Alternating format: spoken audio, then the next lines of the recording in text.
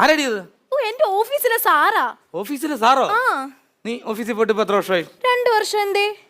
അല്ല, ഈ 16 വർഷമായിട്ട് കല്യാണം കഴിഞ്ഞിട്ടും ഇത്രയും തേനും പാലും ഒലിപ്പിച്ച് നീ എന്നോട് സംസാരിച്ചിട്ടില്ല, അതുകൊണ്ട് ചോദിച്ചതാ. അതെ ചേട്ടാ, ഇന്ന് എന്റെ ഓഫീസിലെ സാർ ഇങ്ങോട്ട് വരുന്നുണ്ട്.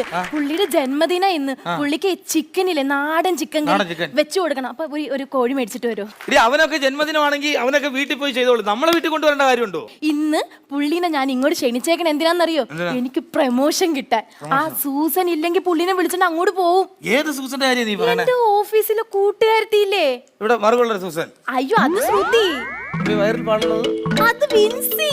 അപ്പൊ ഈ ചെവിയുടെ കീഴിലൊരു കുരിപ്പുള്ളൊരു വേണുണ്ടല്ലോ, മഞ്ജു. സൂസൻ ഇത് എവിടാ മറുകെന്നറിയില്ലല്ലോ. ഇപ്പൊ അതാണ് ഇവിടത്തെ വിഷയം.